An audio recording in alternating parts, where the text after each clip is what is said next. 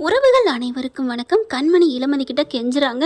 பாவம் பரமன் பாவம் இல்லையா, நாங்கள் நல்லது நடக்கணும் தான் அப்படி பண்ணணும் அப்படி இப்படின்னு கெஞ்சி பார்க்குறாங்க. சரின்னு சொல்லிட்டு வேறு வழியே இல்லாமல் போகிறாங்க பேசலான்னு சொல்லிக்கிட்டு நம்ம இளமதி. இந்த பக்கம் பார்த்திங்கன்னா நம்ம கண்மணியோட அத்தை என்ன பண்ணுறாங்க, சிவகாமி அங்கே இளமதி வீட்டிலேருந்து வந்தவங்ககிட்டலாம் பேசிக்கிட்டே இருக்கிறாங்க. எங்கள் வாழ்க்கையே ரொம்ப புரட்டி போட்டாமா ஒருத்தி, என்னம்மா இருக்கிறா தெரியுமா, அந்த வெண்ணிலா பேரை பாரு, பேருக்கு ஏற்ற மாதிரி இருக்கிறா, குடும்பத்தை கெடுக்கிறதுனே வந்திருக்கா, இன்னமும் என் பிள்ளைகளுக்கு கல்யாணம் ஆகி எத்தனை நாள் ஆச்சு, ஒரு ஃபர்ஸ்ட் நைட் நடத்த விடாமல் பண்ணுறா, அதுக்கேற்ற மாதிரி என் மாமியாலும் இப்படி பண்ணுறாங்க அப்படின்னு சொல்ல, நீங்கள் ஏம்மா கவலைப்படுறீங்க, நம்ம ஊருக்கு வாங்க, இப்போ இன்னைக்கு கூட முடிஞ்சு போச்சு இல்லை, நம்ம வீடு வாங்க, நம்ம பிள்ளைகளுக்கு நம்ம வீட்டில் வச்சு நான் ஃபர்ஸ்ட் நைட் ஏற்பாடு பண்ணுறேன் அப்படின்னு இப்படி சிவாமி பார்க்குது. இல்லை வீட்டுக்கு போகலைன்னா திட்டுவாங்களே அப்படின்னு சிவகாமி சொல்ல, நீங்களே மாமியார் ஆயிட்டீங்க, என்ன மாமியாருக்கு பயப்படுறீங்களா, எத்தனை வயசானான எத்தனை மாமியார் ஆனான, மாமியார்னாலே ஒரு பயம் இருக்கத்தானே செய்யும் அப்படின்னு சிவகாமி சொல்கிறாங்க. அடுத்து அதெல்லாம் முடியாது, நீங்கள் எங்கள் வீட்டுக்கு வந்தால் தீரணும் அப்படிங்கிறாங்க. சரி பார்க்கலாம் அப்படின்னு சொல்கிறாங்க. இந்த பக்கம் பரமனை காணோம், எல்லாரும் தேடுறாங்க.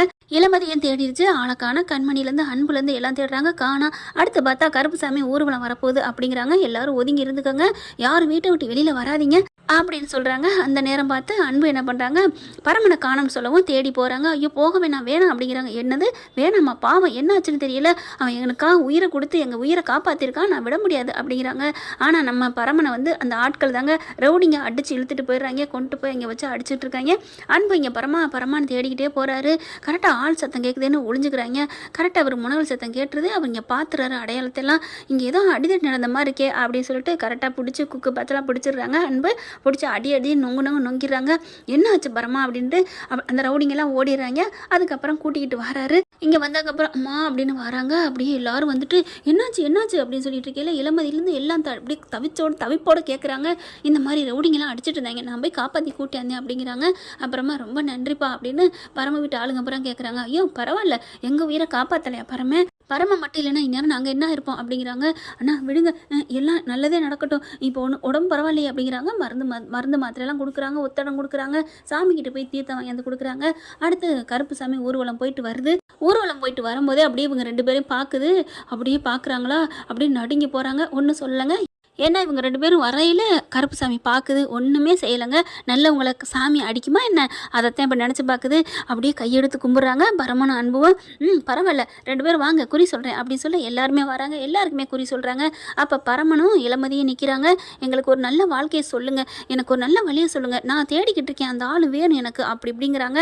எல்லாரும் நிற்கிறாங்க. கருப்பு பார்க்குறாரு, நீ தேடிக்கிட்டு இருக்க ஆள் உன் கூடவே இருக்குது, உனக்காகவே இருக்குது, உங்கூட இருக்குது, நீ அதை பார்க்கையில அந்த உண்மை தெரியல, உனக்குள்ள ஒரு பூகம்பம் வெடிக்கும், ஆனாலும் பார்த்து நடந்துக்கமா, என்கிட்ட இருக்கா யாரு ஒன்றும் தெரியலையே, நான் தேடிக்கிட்டு இருக்கிறது கல்யாணத்துக்காக தேடுறேன், பரமன் தானே என் கூட இருக்கேன், ஒன்றுமே புரியலேன்னு குழம்பி போகிறாங்க. அடுத்து கண்மணி அன்புக்கு சொல்கிறாங்க.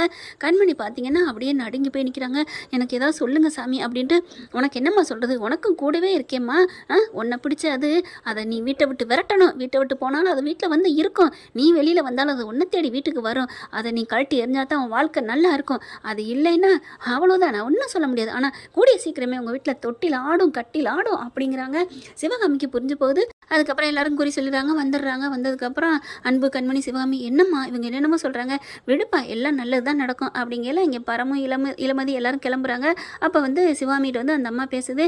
என்ன நான் சொன்னது வரீங்களா இல்லையா அப்படிங்கல.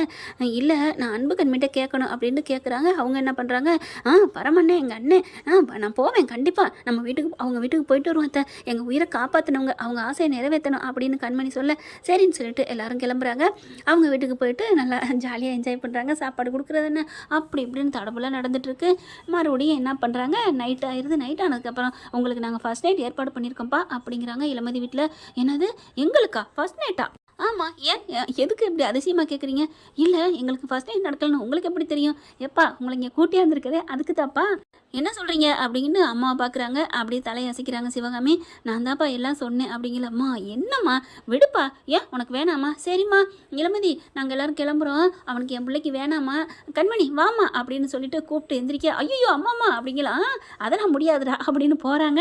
அன்பு என்ன பண்ணுறாரு, ஐயோ அம்மா அப்படின்னு கையை பிடிச்சிக்கிட்டே தொங்கிக்கிட்டே போகிறாரு, தரன்னு இழுத்துக்கிட்டே போகிறாங்க. வேணாண்டா வேணாம் அப்படிங்கல. அம்மா ப்ளீஸ்மா உங்கள் காலில் வேணாலும் விழுகிறேம்மா, நான் இங்கே இருக்கிறேம்மா, எத்தனை நாள் வேணாலும் எத்தனை வருஷம் வேணாலும் இங்கே இருப்பேம்மா. அப்படிவா வலிக்கு என்னமோ ரொம்ப பிகு பண்ணுற, உண்மையை சொல்கிறா, மனசு சொல்கிறா, எனக்கால இங்கே இருக்க வேணாம், உனக்கு ஆசை இல்லை அம்மா, 1000 ஆசை இருக்குமா, அப்புறம் ஏன்டா அப்படி சொன்னேன், சும்மா பிகுக்கு கீழே விழுந்தாலும் மண்ணு ஓட்டலேன்னு அப்படின்னு அன்பு சொல்ல, நெளியாதடா அசடு வலியுது அப்படின்னு சொல்ல கண்மணியை பார்க்குறாங்க. அங்கே போய் வெக்கப்பட்டு நிற்கிறாங்க. உன் பொண்டாட்டி அதுக்குள்ளே வெக்க வந்துருச்சு அப்படிங்கிறாங்க.